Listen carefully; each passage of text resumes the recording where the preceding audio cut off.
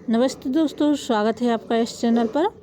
दोस्तों आज हम देख लेते हैं कृष्णा सोबती के द्वारा लिखित प्रसिद्ध चर्चित कहानी सिक्का बदल गया, जो एनटीए नेट के पाठ्यक्रम में एक कहानी जो है दी हुई है। तो इसका हम यहाँ विस्तार पूर्वक अध्ययन करेंगे। कहानी के लगभग सभी प्रश्न लेकर के हम चलेंगे। इससे पहले हम कृष्णा सोबती के बारे में थोड़ा सा जान लेते हैं। कृष्णा सोबती का जन्म 18 फरवरी 1925 ईस्वी को हुआ था और इनकी मृत्यु 25 फरवरी 2019 में हुई थी। जहां पर इनका जन्म हुआ था गुजरात में, अब वह हिस्सा पाकिस्तान में चला गया है। हिंदी की आख्यायिका का मतलब होता है प्रसिद्ध कहानी लेखिका या कहानीकार लेखिका थी। उन्हें 1980 में साहित्य अकादमी पुरस्कार तथा 1993-96 में साहित्य अकादमी अध्येता वृत्ति से सम्मानित किया गया।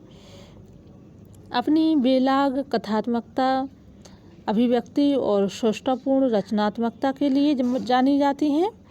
उन्होंने हिंदी की कथा भाषा को विलक्षण ताजगी दी है। उनकी भाषा संस्कार के घनत्व, जीवंत प्रांजलता और संप्रेषण ने हमारे समय के कई पेचीदा सत्य उजागर किए हैं। अब यहाँ हम देख लेते हैं दोस्तों कि जो महत्वपूर्ण बिंदु क्या हैं, हमें क्या याद रखने हैं। तो कृष्णा सोबती का सबसे पहले तो हमें जन्म याद रखना है, और जहाँ पर इनका जन्म हुआ था वह हिस्सा पाकिस्तान में चला गया है। यह मुख्य रूप से कहानीकार थी, आख्यायिका लेखिका थी। अगला हम महत्वपूर्ण बिंदु है 1980 में साहित्य अकादमी पुरस्कार तथा 1996 में साहित्य अकादमी अध्येता वृत्ति से सम्मानित किया गया। इनकी रचनात्मक विशेषता रही कि कथात्मक अभिव्यक्ति और सौष्ठवपूर्ण रचनात्मकता के लिए जानी जाती हैं।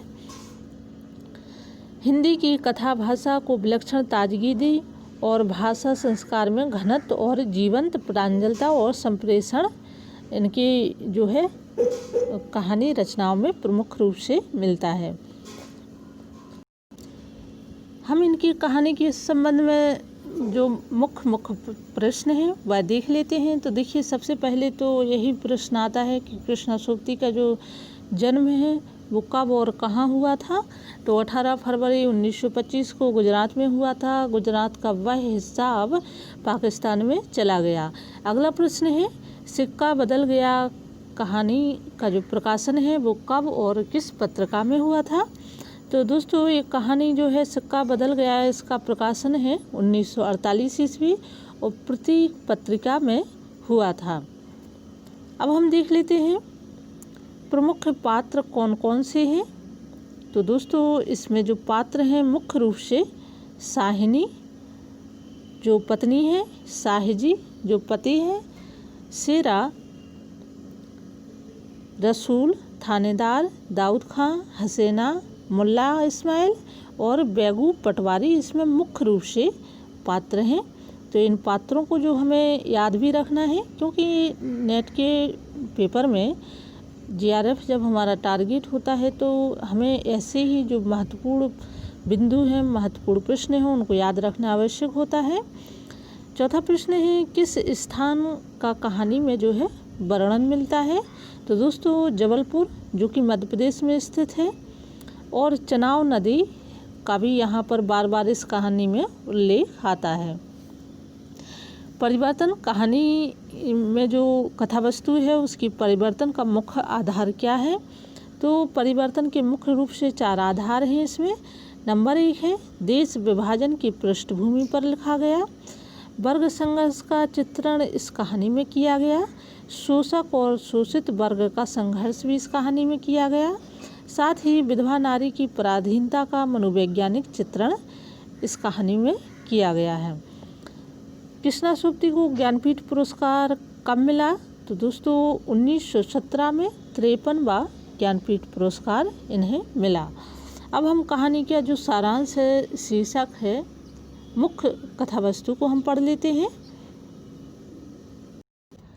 कहानी का जो सिक्का बदल गया कहानी का शीर्षक है। सिक्का बदल गया कहानी कृष्णा सुप्ती द्वारा लिखी हुई एक मार्मिक कहानी है। कहानी के कथानक भारत विभाजन से जुड़ा हुआ है, यानी कि इसकी जो संपूर्ण कथा वस्तु है वह भारत विभाजन से जुड़ी हुई है। इस कहानी में विभाजन के साथ ही बदलने वाली परिस्थितियों का वर्णन किया गया है। साहिनी के इशारे पर पूरा गांव नाचता है, उसके आसामी रिश्तेदारों से कम नहीं है। बेटे का अभाव शेरा ने पूरा किया, लेकिन आज सब कुछ बदल गया है। विभाजन के समय हर जगह लूट मार मची हुई है। शेरा, जिसे वह अपना पुत्र समझती थी, वह आज स्वयं उसे मारकर हवेली पर कब्जा करना चाहता है। साहिनी का हृदय इस परिवर्तन की स्वीकार करने के लिए तैयार नहीं है। लोगों की साहिनी के प्रति सहानुभूति है, लेकिन सत्ता परिवर्तन हो चुका है। अब बदले हुए परिवेश के आधार पर ही लोगों को काम करना पड़ेगा, ऐसा कहानी में बताया गया है। अतः सिक्का बदल गया कहानी में अपने ही लोग बदल गए, सत्ता बदल गई, विभाजन के कारण परिस्थितियां बदल गईं। अतः कहानी का शीर्षक बहुत ही सार्थक एवं उचित है। दोस्तों, इस कहानी का जो मुख्य उद्देश्य है, इस कहानी में सिक्का बदल गया कहानी में कृष्णा सुप्ती जी ने यह दिखाने का प्रयास किया है कि भारत विभाजन के कारण अपने ही लोग बदल गए हैं। हिंदू मुसलमानों के हृदय में एक दूसरे के प्रति नफरत, अविश्वास और हिंसा उमड़ पड़ती है। हिंसा का नग्न रूप में गांव जलने लगते हैं। शेरा, जिसे साहिनी के बेटे के समान उसका पालन पोषण किया है, वह भी आज उसके विरोध में खड़ा हो गया। सिक्का बदल गया कहानी का मुख्य रूप से सारांश है कि कृष्णा सुप्ती द्वारा लिखी गई यह प्रसिद्ध कहानी सिक्का बदल गया, इसका प्रकाशन समय हमें याद रखना है 1948 ईस्वी। कहानी के माध्यम से आपने जो लेखिका हैं, आख्यायिका हैं, भारत विभाजन के समय उभरने वाली परिस्थितियों का बड़ा ही मार्मिक चित्रण किया है। पीढ़ियों से जो हिंदू मुसलमान कभी आपस में बंधुत्व की भावना से रह रहे थे, एक दूसरे के सुख दुख में साथ थे, एकाएक अलग होने को विवश हो गए। उनके दिलों में परस्पर घृणा, हिंसा व अविश्वास की भावना उत्पन्न हो गई। उन्हें अपनी अपनी जन्मभूमि और निवास भूमि छोड़ने को विवश होना पड़ा। सांप्रदायिक भावनाओं से प्रेरित होकर साहिनी का पुत्रवत पालित बालक शेरा भी उसकी हत्या की साजिश में शामिल हो गया, लेकिन मन में उठे विचारों के कारण वह हत्या नहीं कर पाता है। तो दोस्तों, यहाँ पर ये बताया गया है कि भारत विभाजन के बाद जो अपने थे, उनके मन में भी कहीं ना कहीं विभाजन के भाव प्रदर्शित होने लगे हैं, जिसको उसने अपना पुत्र मान करके उसे पाला पोसा बड़ा किया। आज भारत विभाजन के बाद भी उसके मस्तिष्क में जो है अपने और पराई की, जाति धर्म की जो है मानसिकता उभर कर सामने आई है। यहाँ पर कहानी की संक्षिप्त कथा वस्तु हम देख लेते हैं। साहिनी कहानी के प्रारंभ में सुबह चनाव में नहाने जाती है। पिछले 50 वर्षों से साहिनी इस प्रकार सुबह सवेरे चनाव के ठंडे पानी में नहाती है, पर उसे आज सब कुछ बदला बदला लग रहा है। वह नहा धोकर शेरा के घर जाती है। शेरा को साहिनी ने बचपन से पाला, पर आज शेरा का मनोभाव उसे समझ नहीं आता है। शेरा भी अंदर ही अंदर साहिनी की हत्या कर हवेली पर कब्जा करना चाहता है, लेकिन उसे साहिनी द्वारा किए गए उपकारों व स्नेह की याद आ जाती है। शेरा साहिनी को घर तक छोड़ने जाता है। साहिनी वातावरण में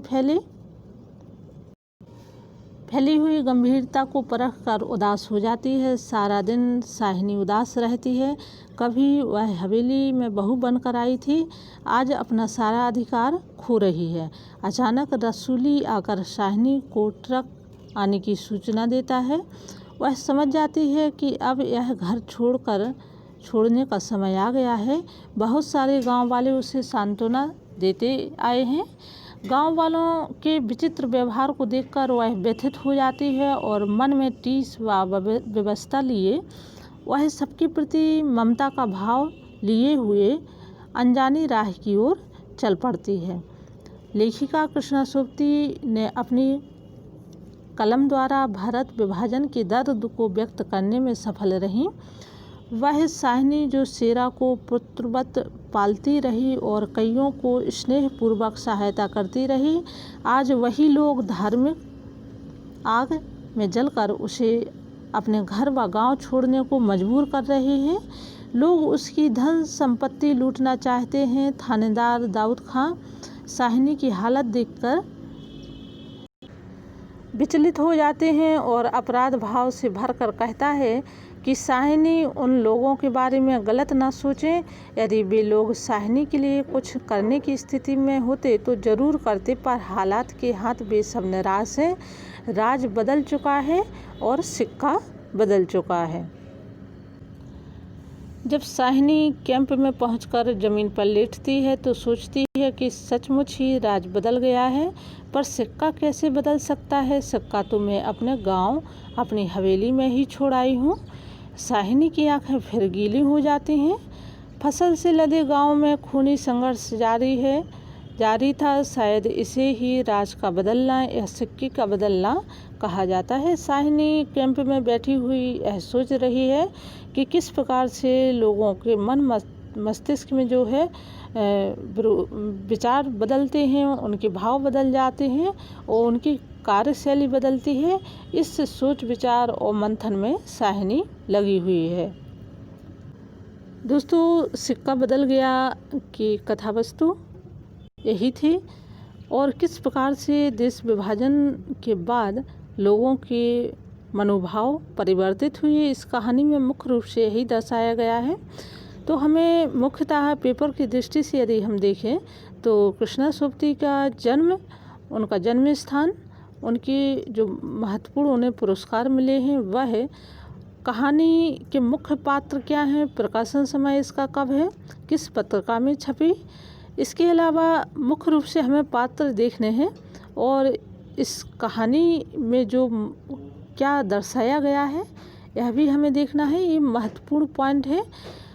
बाकी कहानी में जो इसके सारांश, जो इसकी कथा वस्तु है, मैंने आपको बता दी है। उम्मीद है आपको कहानी वीडियो अच्छा लगा होगा। हम फिर मिलते हैं नई जानकारी के साथ, नए वीडियो के साथ। तब तक घर पर रहिए, सुरक्षित रहिए, अपनी तैयारी मन लगा करके करिए। धन्यवाद।